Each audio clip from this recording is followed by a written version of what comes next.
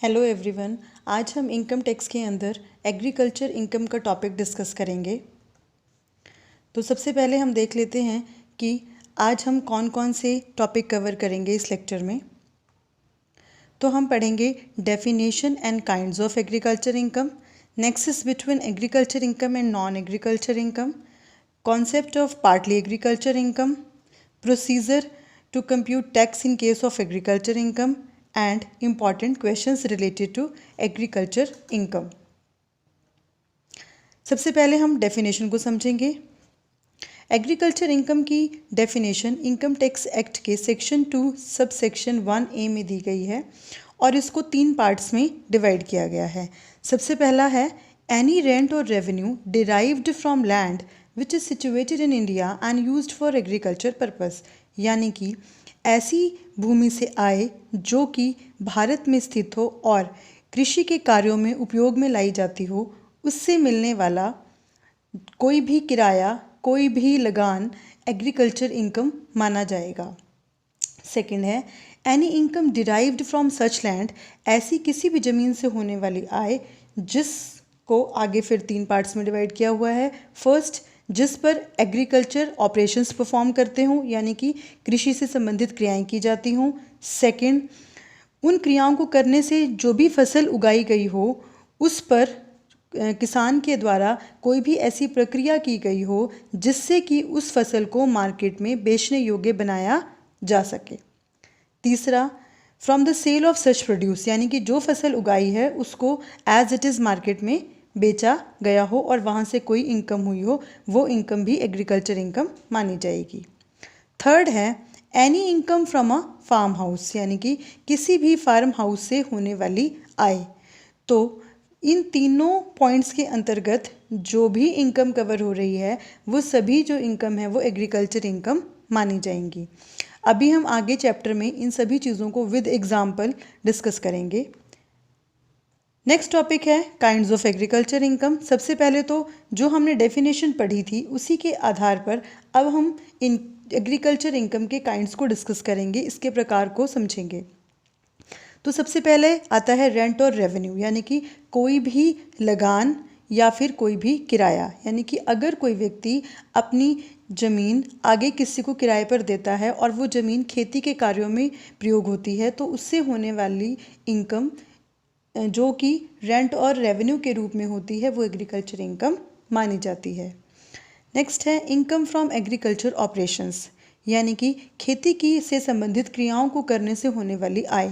कहने का मतलब ये है कि जब कोई खेती करता है तो उसके लिए जो भी वो प्रक्रियाएं करता है, जैसे कि ज़मीन को तैयार करना, उसको पानी देना, उसमें बीज बोना, इस तरह की पौधे लगाना, जो भी क्रियाएं हैं वो सब एग्रीकल्चर ऑपरेशंस मानी जाती हैं। नेक्स्ट है income from making the produce marketable. बहुत बार ऐसा होता है कि जो भी फसल उगाई जाती है वो अपने ओरिजिनल फॉर्म में मार्केट में नहीं बिक सकती, उसके ऊपर कुछ ना कुछ प्रोसेस करना ज़रूरी होता है। तो ऐसे केस में अगर वो प्रोसेस करके भी उस प्रोडक्ट को मार्केट में बेचता है तो भी उससे होने वाली इनकम एग्रीकल्चर इनकम ही मानी जाएगी, बशर्ते कि वो प्रोडक्ट जो भी उसने उगाया है वो अपने ओरिजिनल फॉर्म में अगर मार्केट में ना बिकता हो तभी उस पर प्रोसेस करनी है। ठीक है, एग्जाम्पल के तौर पर कॉफ़ी जो है वो एज इट इज़ जो उसके बीज होते हैं वो मार्केट में नहीं बिकते हैं, कॉफ़ी पर प्रोसेस करना ज़रूरी है। तो इसलिए जब वो उस पर प्रोसेस कर कर भी बेचेगा तो भी वो एग्रीकल्चर इनकम मानी जाएगी। नेक्स्ट है income from the sale of produce, यानी कि जो फसल उसने उगाई उसको उसने बाज़ार में जाकर बेचा और वहाँ से जो इनकम हुई वो एग्रीकल्चर इनकम है। जैसे कि बहुत सारी ऐसी फसलें हैं, धान हो गया, गेहूँ हो गया, ये सब एज इट इज़ जो है वो मार्केट में बिक जाती हैं। नेक्स्ट है income from a farm house, यानी कि किसी भी बिल्डिंग से होने वाली आय। अब वो बिल्डिंग के से संबंधित कुछ कंडीशंस हैं, जैसे कि फर्स्ट है कि जिस बिल्डिंग से हम आय की बात कर रहे हैं, इनकम की बात कर रहे हैं, उस बिल्डिंग का जो किसान है या फिर उसका जो किराएदार है वो उसको ऑक्युपाई करता हो, यानी कि उसका मालिक हो या फिर उसमें रहता हो। दूसरा, the building should be on or in the immediate vicinity of the land, being situated in India and used for agriculture purpose, यानी कि जो वो बिल्डिंग है वो या तो एग्रीकल्चर लैंड के ऊपर होनी चाहिए या फिर उसके आसपास होनी चाहिए और एग्रीकल्चर पर्पस के लिए यूज़ होनी चाहिए, तभी हम उससे होने वाली इनकम को एग्रीकल्चर इनकम मानेंगे। नेक्स्ट है the building should be used as dwelling house और स्टोर हाउस और अदर आउट बिल्डिंग, यानी कि उस बिल्डिंग का इस्तेमाल रहने के लिए या भंडार गृह के रूप में होता हो। नेक्स्ट है the land should be situated in a rural area and assist to land revenue और लोकल टैक्स। वो बिल्डिंग ग्रामीण क्षेत्र में होनी चाहिए और उसके ऊपर स्थानीय कर या फिर स्थानीय लगान लगना चाहिए, जो भू लगान जिसको हम कहते हैं वो लगना चाहिए। अगर ऐसा नहीं है तो उस केस में हम कंडीशंस को चेक करेंगे कि फिर उस ज़मीन से संबंधित, उस बिल्डिंग से संबंधित क्या कंडीशंस हैं। फर्स्ट, वो ज़मीन नॉन अर्बन एरिया में होनी चाहिए, यानी कि गैर शहरी क्षेत्र में होनी चाहिए। दूसरा, जहाँ पर वो ज़मीन है वो म्यूनिसिपैलिटी और कंटोनमेंट एरिया के दायरे में हो, पर वो जो एरिया है उसको कैसे डिफाइन किया गया है, म्यूनिसिपैलिटी और कंटोनमेंट एरिया की जो पॉपुलेशन है वो 10,000 से कम होनी चाहिए, तब हम उस ज़मीन को एग्रीकल्चर इनकम के पॉइंट ऑफ व्यू से कंसीडर करेंगे। नेक्स्ट है अगर ऐसा नहीं है, यानी कि वो ज़मीन ऐसी जगह पर नहीं है जहाँ पर जनसंख्या 10,000 से कम है म्यूनिसिपैलिटी और कंटोनमेंट बोर्ड एरिया में, तो फिर क्या करेंगे, फिर उसका डिस्टेंस मेजर किया जाएगा आकाशीय मार्ग से, जिसको हम इस टेबल में समझेंगे कि अगर वहाँ पर जनसंख्या 10,000 से ज़्यादा है तो पहली कंडीशन है कि जो पॉपुलेशन है वो 10,000 से ज़्यादा है परंतु 1 लाख से कम है, तो वहाँ पर जो उस ज़मीन का जो डिस्टेंस है वो 2 किलोमीटर का होना चाहिए। कहाँ, किस दायरे में, म्यूनिसिपैलिटी और कंटोनमेंट एरिया के लिमिट्स के अंदर, लिमिट से 2 किलोमीटर के दायरे में होना चाहिए। नेक्स्ट है अगर वहाँ पर पॉपुलेशन 1 लाख से ज़्यादा परंतु 10 लाख से कम है तो वो ज़मीन म्यूनिसिपैलिटी और कंटोनमेंट बोर्ड एरिया के 6 किलोमीटर के दायरे में होनी चाहिए। नेक्स्ट है अगर वहाँ पर जनसंख्या 10 लाख से ज़्यादा है तो वो ज़मीन municipality and cantonment board area के 8 किलोमीटर के दायरे में होनी चाहिए, तभी हम मानेंगे कि वो जो है वो रूरल एरिया में से संबंधित है और वो एग्रीकल्चर इनकम के पॉइंट ऑफ व्यू से कंसीडर होगी। तो ये थे basically kinds of agriculture income. Next है nexus between agriculture activity and agriculture income. इसका मतलब ये है कि किस तरह की एक्टिविटीज़ होती हैं तब हम उसको इनकम को एग्रीकल्चर इनकम मानते हैं।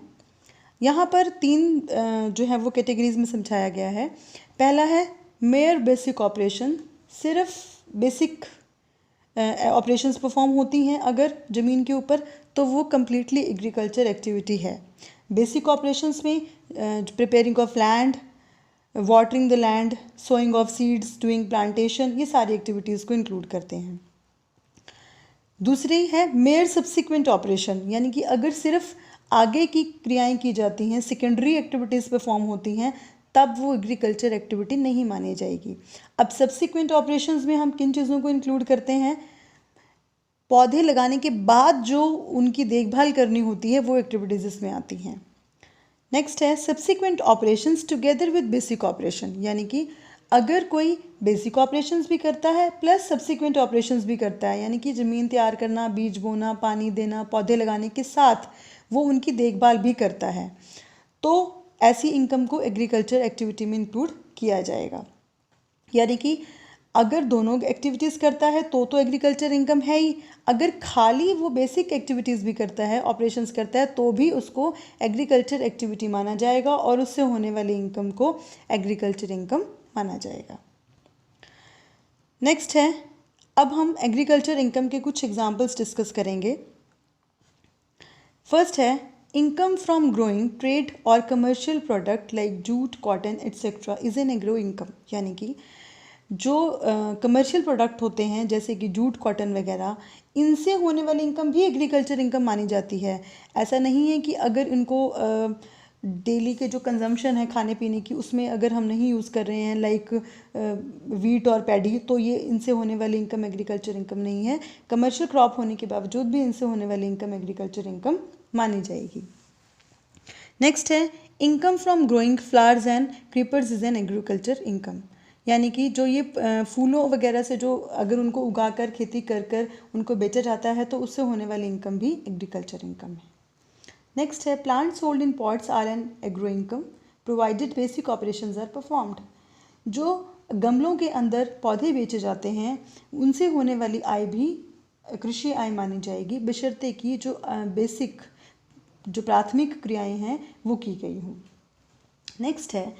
नेक्स्ट जो पॉइंट है वो पार्टनरशिप फर्म से रिलेटेड है, दोनों पॉइंट, यानी कि अगर कोई पार्टनरशिप फर्म है और वो एग्रीकल्चर एक्टिविटीज़ करती है, मतलब वो जो कृषि से संबंधित उत्पाद उगाती है और उनको बेचती है, तो वहाँ से जो इनकम होगी वो पार्टनरशिप फर्म के लिए तो एग्रीकल्चर इनकम होगी ही, लेकिन उसमें से जो पार्टनर्स हैं उनको जो भी इनकम डिराइव हो रही है वो भी एग्रीकल्चर इनकम मानी जाएगी, फिर चाहे वो रेम्यूनरेशन ही क्यों ना हो जो पार्टनर्स को मिल रहा है, या फिर इंटरेस्ट ऑन कैपिटल ही क्यों ना हो।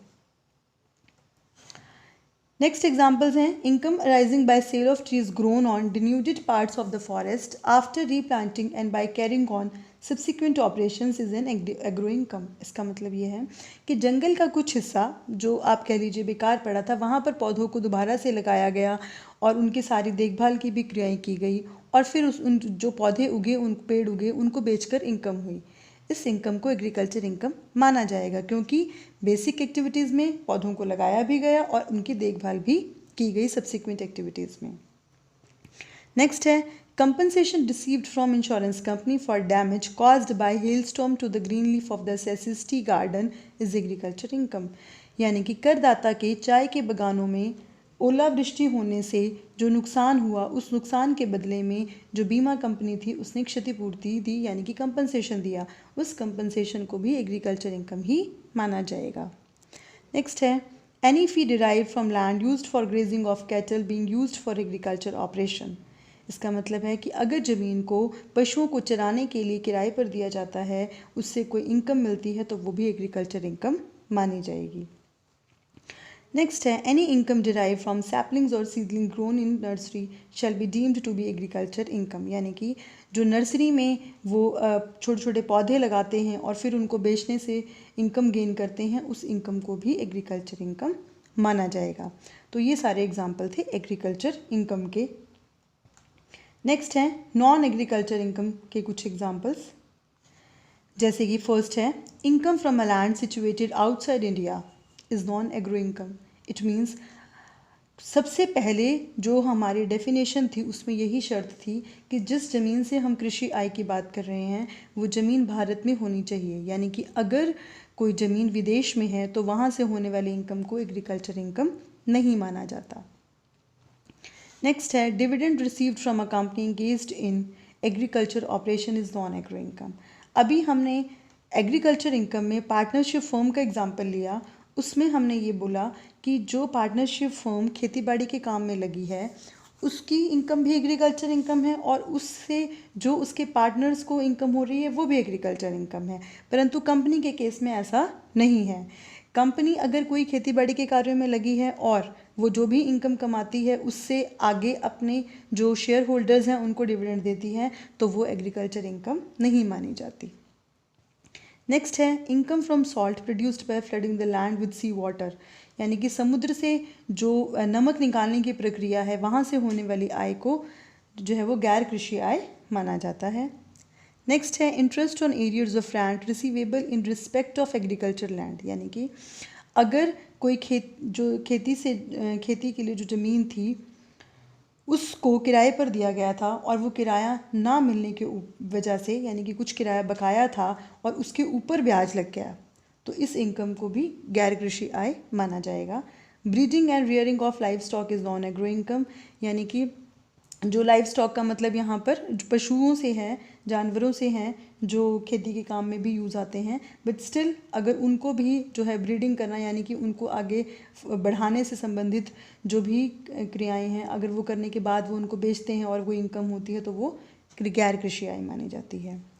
नेक्स्ट है interest received by a money lender in the form of agriculture produce is non agri income, यानी कि अगर कोई व्यक्ति जो है वो उसने किसी को पैसे उधार दिए हुए थे और उस उधार पैसों के बदले जो उसको इंटरेस्ट मिलना था वो उस इंटरेस्ट के बदले एग्रीकल्चर प्रोड्यूस ले लेता है, तो ये भी एक नॉन एग्रीकल्चर इनकम का एग्जाम्पल है।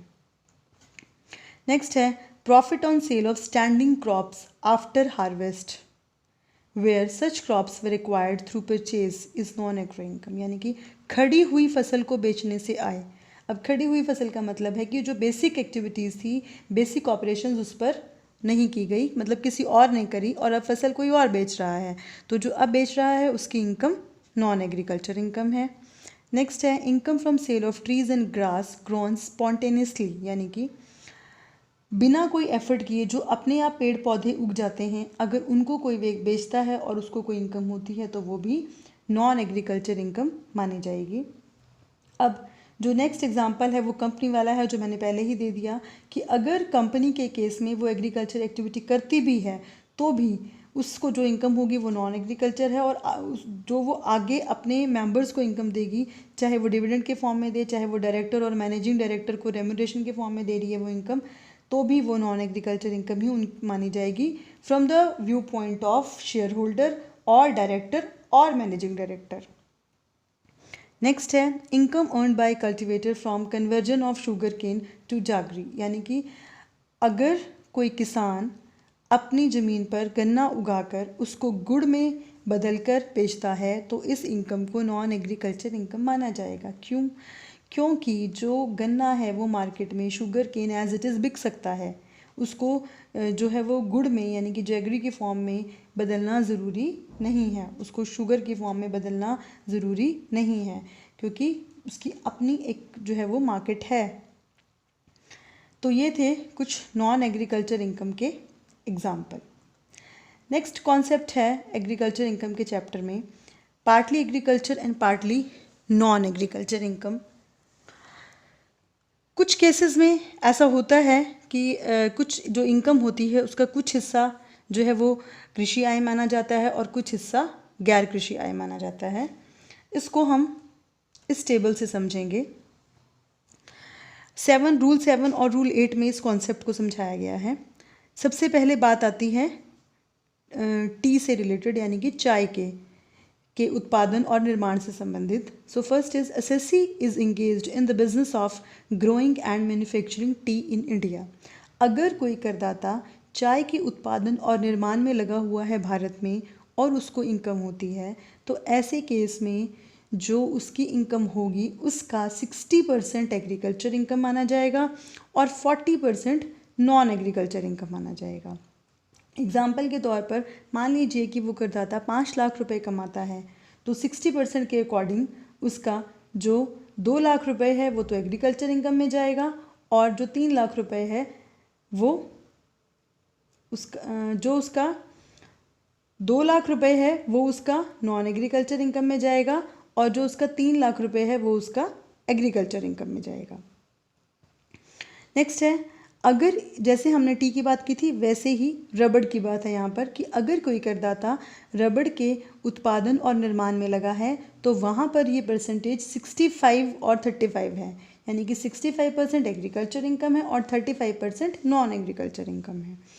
इसके अलावा कॉफ़ी से रिलेटेड भी एक क्लॉज है कि अगर कोई करदाता कॉफ़ी को ग्रो करता है और क्योर करता है, यानी कि वो उसका उत्पादन करता है और संशोधन करता है भारत में बेचने के लिए, तो ऐसे केस में एग्रीकल्चर इनकम 75% होगी और नॉन एग्रीकल्चर इनकम 25% होगी। लेकिन अगर कुछ केसेस में वो इन 2 प्रोसेस के अलावा 2 और प्रोसेस करता है, जैसे कि कॉफ़ी को वो ग्रो करता है यानी कि उत्पादन करता है, क्योर यानी कि संशोधित करता है, रोस्टेड यानी कि उसको भूनता है, एंड ग्राउंडेड यानी कि उसको पीसता है, यानी कि वो सभी तरह की प्रोसेस करने के बाद उसको मार्केट में बेचता है, तो ऐसे केस में एग्रीकल्चर इनकम की परसेंटेज रिड्यूस हो जाती है और वो आती है 60%, और नॉन एग्रीकल्चर इनकम होगी 40%।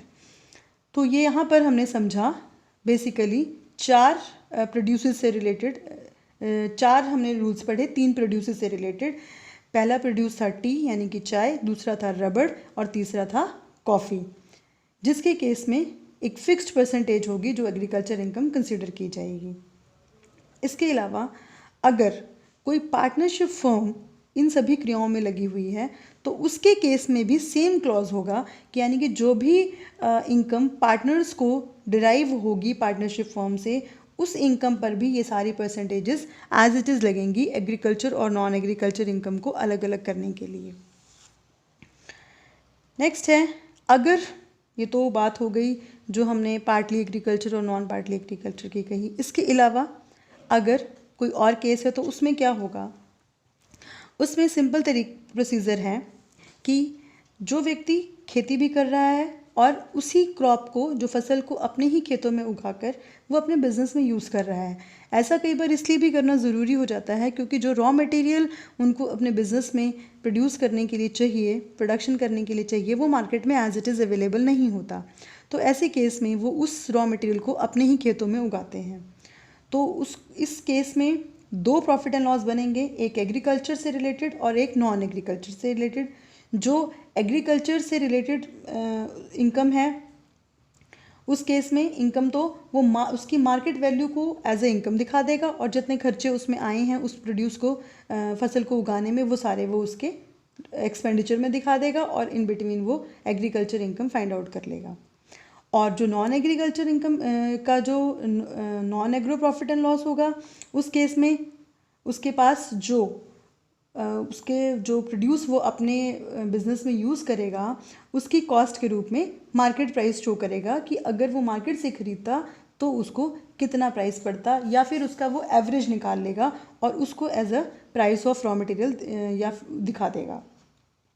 कई बार ऐसा भी होगा कि बहुत सारे ऐसे खर्चे होंगे जो डिवाइड करने मुश्किल होंगे, दोनों के बीच में कुछ कॉमन एक्सपेंडिचर्स होंगे, तो उन कॉमन एक्सपेंडिचर्स को जो है वो सीधा जो नॉन एग्रो इनकम है उस नॉन एग्रो बिजनेस है उसमें दिखाया जा सकता है। अब नेक्स्ट है कि अगर किसी की एग्रीकल्चर इनकम होगी तो उसका टैक्स पे क्या फ़र्क पड़ेगा।